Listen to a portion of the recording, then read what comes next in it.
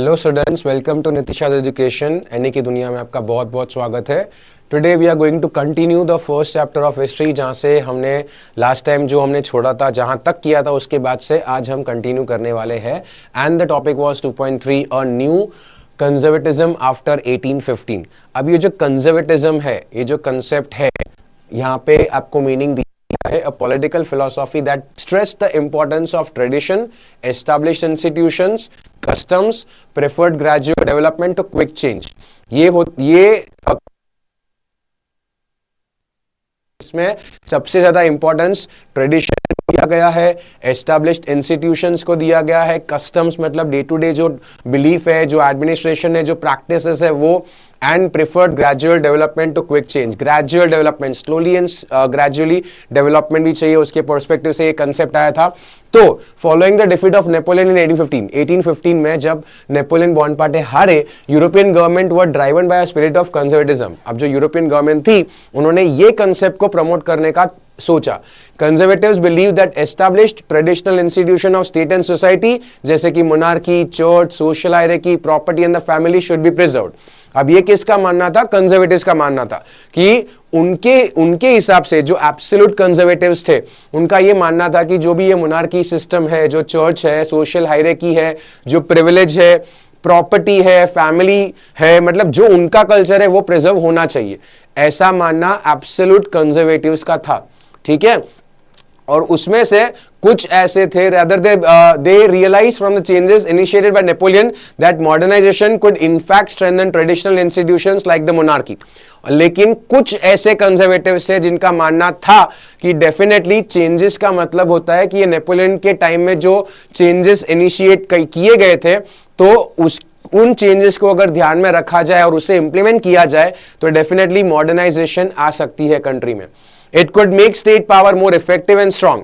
ऐसा कुछ लोगों का मानना था कि अगर ये जो कंसेप्ट है, जैसे कि मॉडर्नाइजेशन को प्रमोट किया जाए तो डेफिनेटली एफिशिएंसी ब्यूरो होगी, इकोनॉमी डायनेमिक होगी, फ्यूडलिज्म अबॉलिश किया जाएगा और जो सर्वडम है वो भी अबॉलिश किया जाएगा।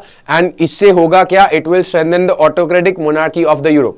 यानी मोनार्क में जो किंग्स है उनका पावर बढ़ जाएगा, उनकी इंपॉर्टेंस बढ़ जाएगी। That was the concept which came into existence after the defeat of Napoleon in the year 1815, right. इसके बाद क्या गया है इन 18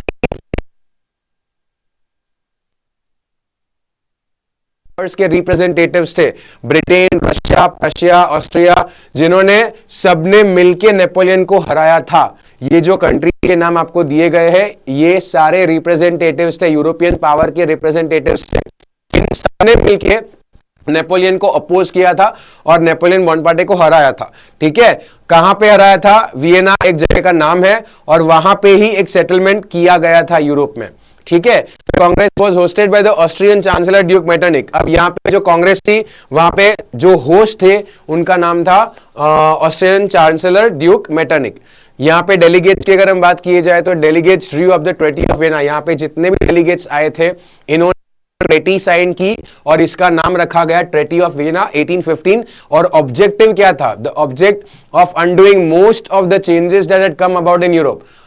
object of undoing most of the changes मतलब जो चेंजेस आए हैं उसको वापस से चेंज करके उसके जो इनिशियल जो लॉस थे वो ही करने चाहिए, ठीक है, जो नेपोलियन टाइम में हुए थे। यानी नेपोलियन बोनापार्टे जो चेंजेस लेके थे वो चेंजेस को फिर से इनिशियल चेंजेस से रिप्लेस करना, ये कंसेप्ट आया था। The Bourbon dynasty which had been deposed in the French revolution was restored to power.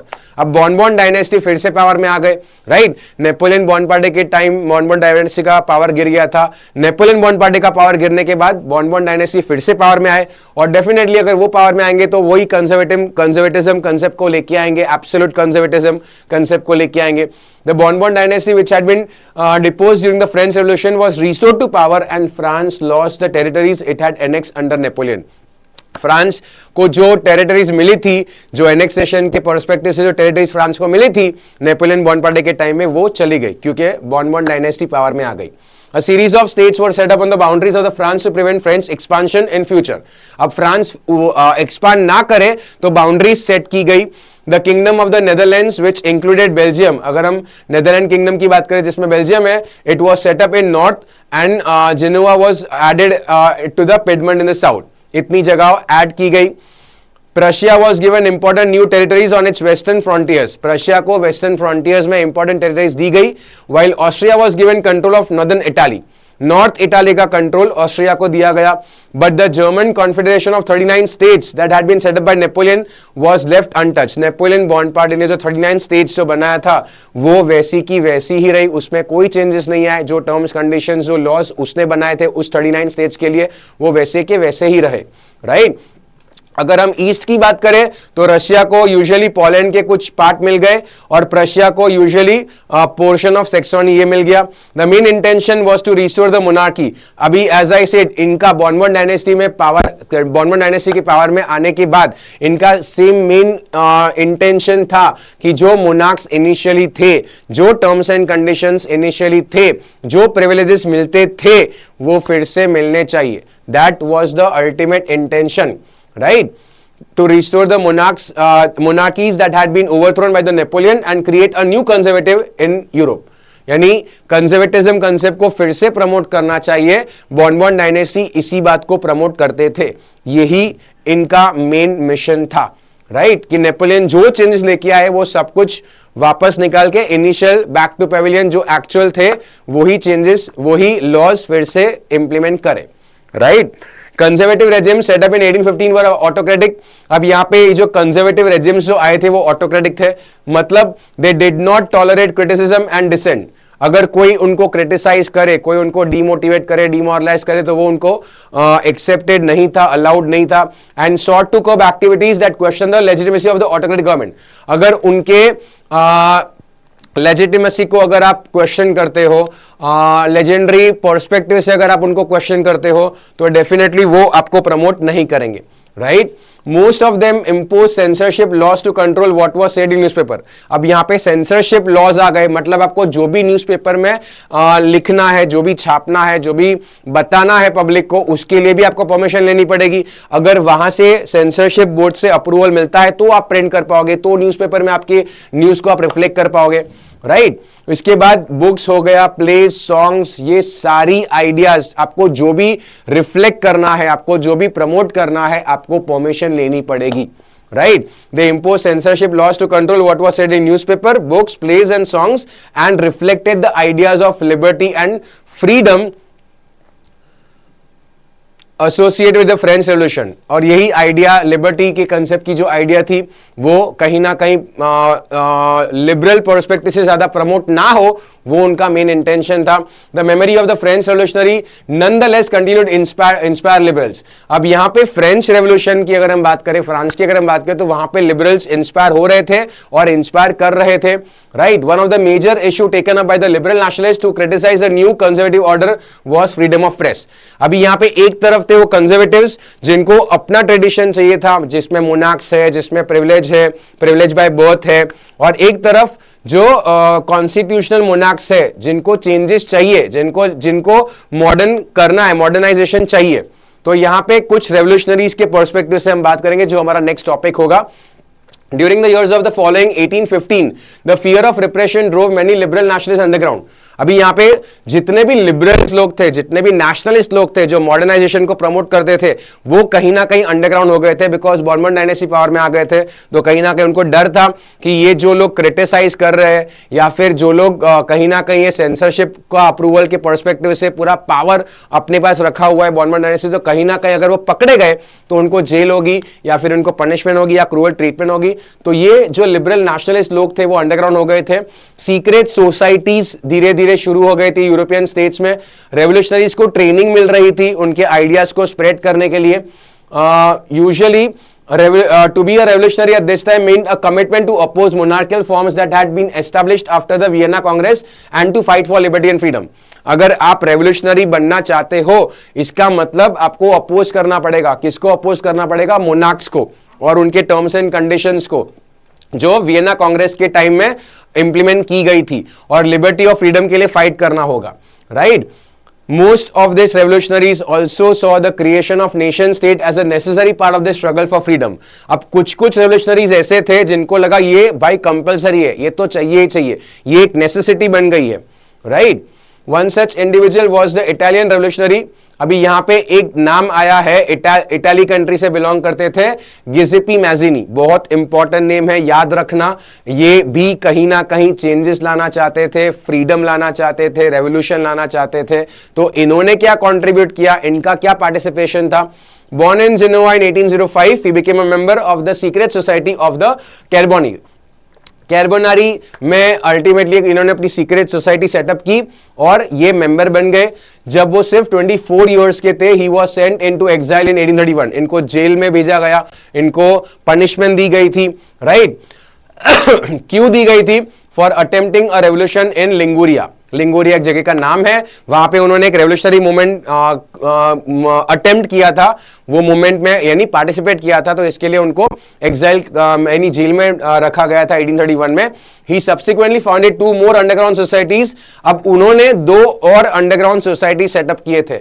एक था यंग इटली मार्शलाइज में और दूसरा था यंग यूरोप बर्ने में. ये 2 कंट्रीज के, ये 2 अलग अलग जगह का नाम है जहां पे अल्टीमेटली गिसेपी मैजिनी ने ही 2 secret societies, underground society setup किए थे. पहला का नाम था यंग इटली इन मार्शलाइज, ये एक जगह का नाम है, and young Europe in Berne, ये भी एक जगह का नाम.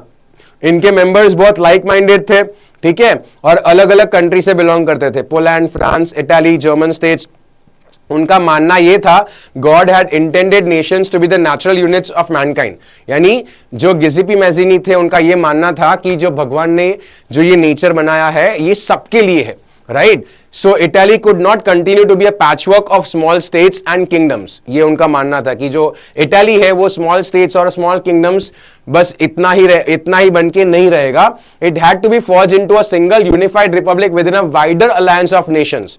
ठीक है, यानी इसको हमें एक्सपांड करना है, एक बहुत बड़े प्रपोर्शन के पर्सपेक्टिव से एक्सपांड करना है, और उसके लिए जो ये सो कॉल्ड कंजर्वेटिव थॉट्स है उसको हटाने पड़ेंगे, राइट. उसके बाद following his model secret societies were set up in Germany. अब यहां पे जब मालूम पड़ा कि गिसेपी मैजिनी के क्या थॉट्स है, तो बहुत सारे कंट्रीज ने उनके कंसेप्ट को प्रमोट करना चालू किया. जैसे कि अलग अलग कंट्रीज है, जर्मनी, फ्रांस, स्विट्जरलैंड, पोलैंड, इन्होंने भी सीक्रेट सोसाइटी सेटअप करना शुरू किया जहां पे ट्रेनिंग मिलती थी और लिबरल आइडियाज को प्रमोट किया जाता था. Mazzini's relentless opposition to monarchy and his vision of democratic republic frightened the conservatives. एक तरफ मैजिनी जो कंसिस्टेंट थे, उनका जो विजन था डेमोक्रेसी, उनका जो विजन था फ्रीडम, उनके विजन के वजह से, उनके कंसिस्टेंसी के वजह से जो कंजर्वेटिव्स थे उनको डर लगने लगा. उनको लगने लगा कि अब हमारा जो पावर है, जो ऑटोनॉमी है, वो खत्म हो जाएगा, right. Metternich described him as the most dangerous enemy of our social order. ये जो Metternich एक फिलोसोफर थे, उन्होंने लिटरली इनके बारे में कहा था कि ये जो इंसान है गिसेपी मैजिनी, वो सबसे डेंजरस है. मतलब किनके लिए? कंजर्वेटिव्स के लिए मोस्ट डेंजरस पर्सन है, राइट. उसके बाद we finish the second topic and we'll start with the new topic, that is age of revolutions. मतलब 1830 से लेके 1848 तक बहुत सारे revolutions हुए हैं, बहुत revolutionaries ने participate किया है. किस तरीके से उन्होंने पार्टिसिपेट किया है, क्या कंट्रीब्यूशन उनका रहा था, उनका इंपैक्ट क्या आया था, we'll try to understand in this third topic. Right. As conservative regimes try to consolidate their power. एक तरफ कंजर्वेटिव्स थे जो अपना पावर, जो उनका जो खुद का पावर था, उनके टर्म्स एंड कंडीशंस, उनके ट्रेडिशन, उनका कल्चर उन्हें मेंटेन करना था. दूसरी तरफ liberalism and nationalism came to be increasingly associated with the revolution in many regions of Europe. Europe continent में बहुत सारे कंट्रीज में लिबरल आइडियाज प्रमोट होने लगे थे, जैसे कि Italian and German states, province of Ottoman empire, Ireland, Poland, ये सारी जगहों में कहीं ना कहीं लिबरल आइडियाज रिफ्लेक्ट होना शुरू हो गया था, right. This revolutions were led by the liberal nationalist. अब यहां पे लीडर कौन कौन थे? जो लिबरल नेशनलिस्ट है, जो अलग अलग educated middle class elite family से बिलोंग करते थे, जैसे कि प्रोफेसर हो गया या फिर स्कूल टीचर्स हो गए, clerks, members of the commercial middle classes, ये सारे लोग प्रमोट करते थे. ये सारे लोग थे लिबरल नेशनलिस्ट, राइट.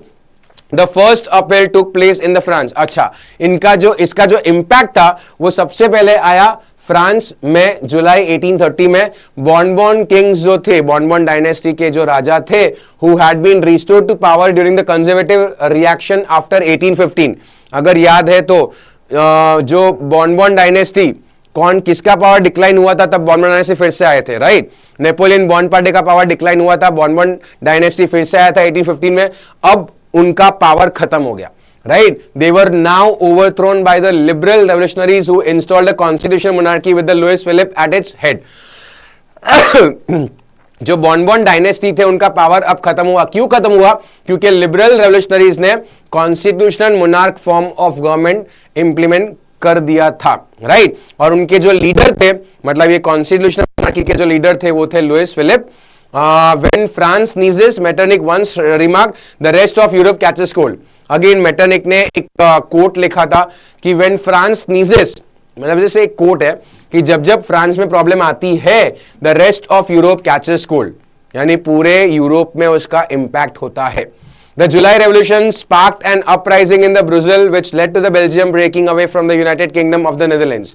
जुलाई रेवोल्यूशन जो हुई उसमें प्रॉब्लम क्या हुआ?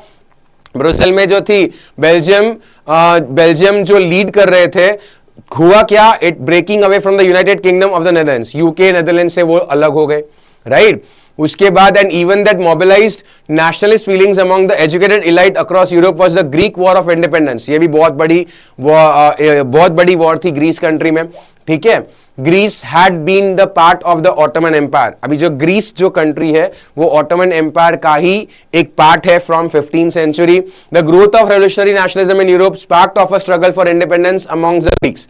अब यहाँ पे जितने भी रेवोल्यूशनरीज थे उन्होंने ग्रीक्स के पर्सपेक्टिव से ग्रीक्स के सामने भी ये कंसेप्ट को प्रमोट किया 1821 में। Nationalist in Greece got support from the other Greeks living in exile. अब जितने भी नेशनलिस्ट जो ग्रीस में थे उनको सपोर्ट मिला था दूसरे ग्रीक से जो जेल में थे। उसके बाद and also from many Western Europeans who had sympathies for the ancient Greek culture. कुछ वेस्टर्न यूरोपियंस भी थे जिनको ग्रीस कंट्री से कुछ लगाव था, इसके लिए उनका भी सपोर्ट उनको मिला। Poets, artists lauded Greece as the cradle of the European civilization and mobilized public opinion.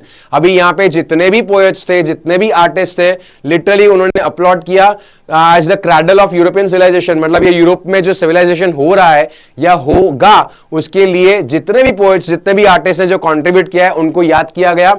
And they mobilized public opinion to support its struggle against Muslim empire. ये मुस्लिम एम्पायर के अगेंस्ट में mobilization of their opinions promote किया गया था। Where he died, अब कौन अल्टीमेटली? Lord Byron, English poet Lord Byron organize funds, और ये एक पोएट थे, इन्होंने फंड्स ऑर्गेनाइज किए थे वॉर में फाइटिंग के लिए। एंड फाइनली वो 1824 में उनको बहुत ज्यादा फीवर था, इसकी वजह से वो मर गए। The treaty of Constantinople of 1832 recognize Greece as an independent nation. जो ये ट्रेटी साइन की गई थी कॉन्स्टेंटिनोपल में 1832 में, इसके वजह से हुआ क्या? जो ग्रीस कंट्री है उसको एक रिकॉग्निशन मिला, और वो रिकॉग्निशन था independent country, independent nation, right. Next 3.1 में हमें दिया गया है beautiful topic, the romantic imagination and national feeling towards our country, right. The development of nationalism did not come about only through the Wars and territorial expansion. सिर्फ war हुई है, सिर्फ territories expand हुई है, तब जाके ये फीलिंग नहीं आई है। बहुत सारे रीजंस है। Culture played an important role in the creating the idea of the nation. Culture, ये जो कल्चर है इसने सबसे इंपॉर्टेंट रोल प्ले किया है।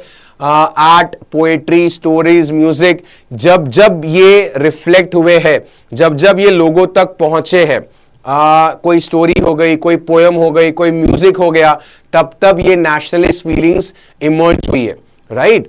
Let us look at the Romanticism, a cultural movement which sought to develop a particular form of nationalist sentiments. अब ये sentiments किस तरीके से ज्यादा develop हुए उसके बारे में हमें नीचे दिया गया है। Romantic artists, poets generally criticize the glorification of reason and science. अब ये जो poets थे ये लोग criticize करते थे, किसको criticize करते थे?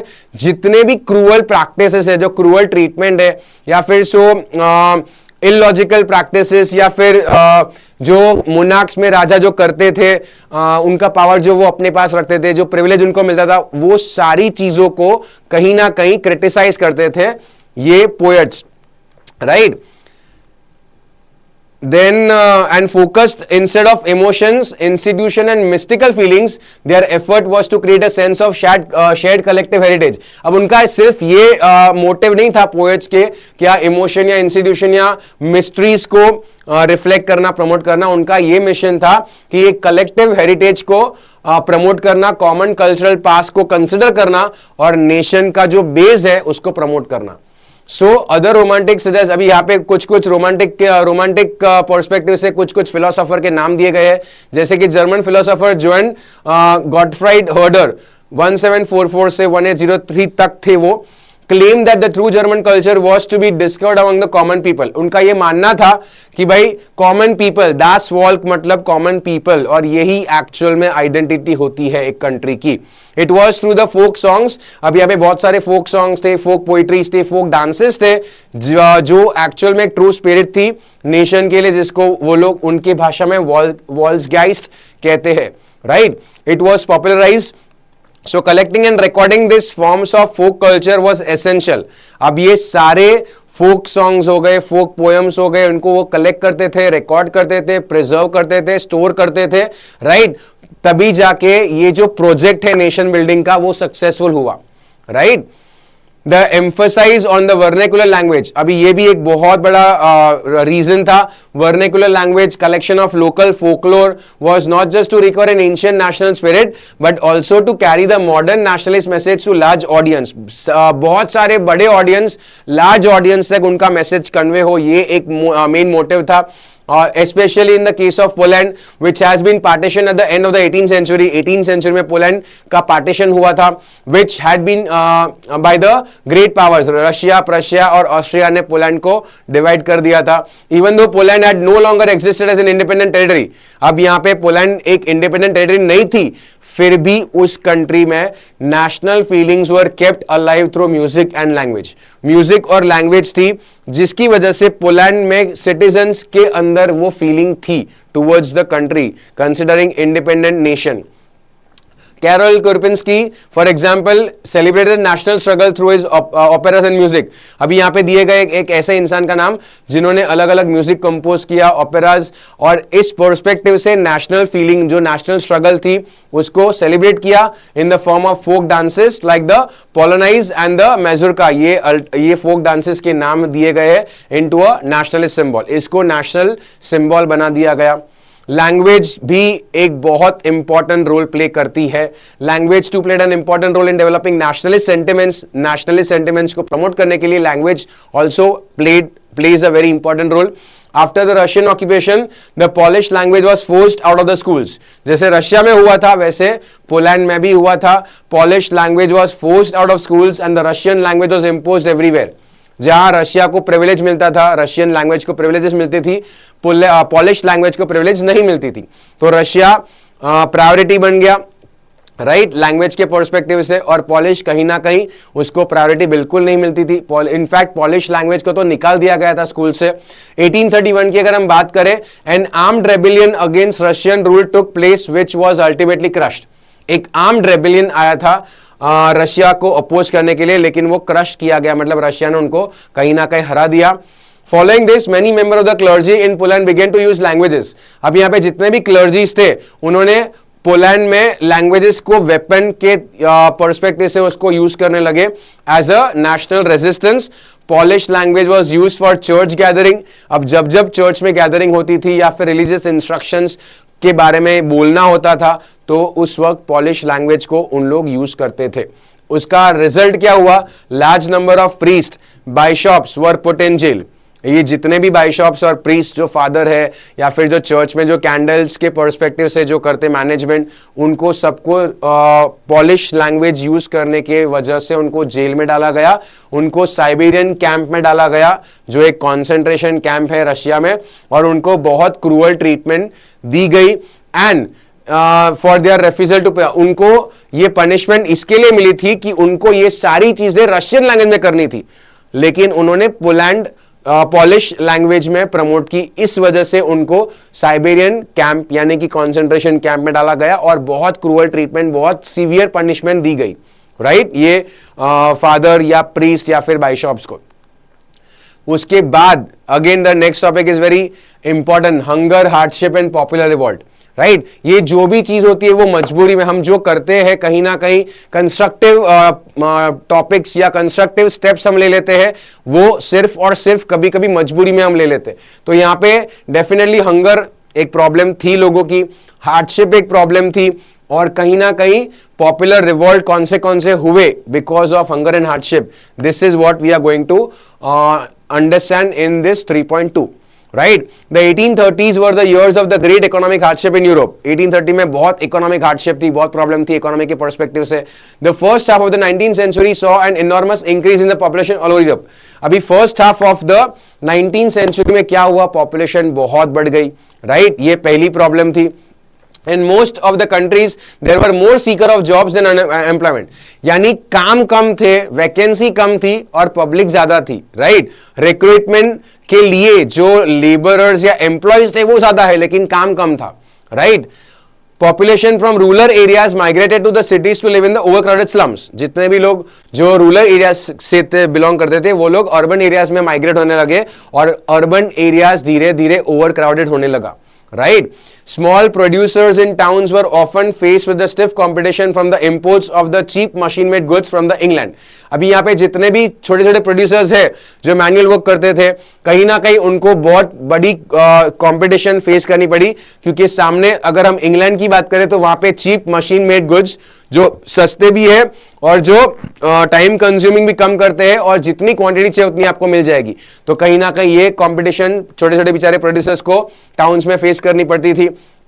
उसके बाद इंडस्ट्रियलाइजेशन बहुत ज्यादा एडवांस हो गया था इंग्लैंड में, तो जो चीज मशीन में बनती है वो लेस एक्सपेंसिव होगी, लेस टाइम कंज्यूमिंग होगी एंड अवेलेबल भी होगी।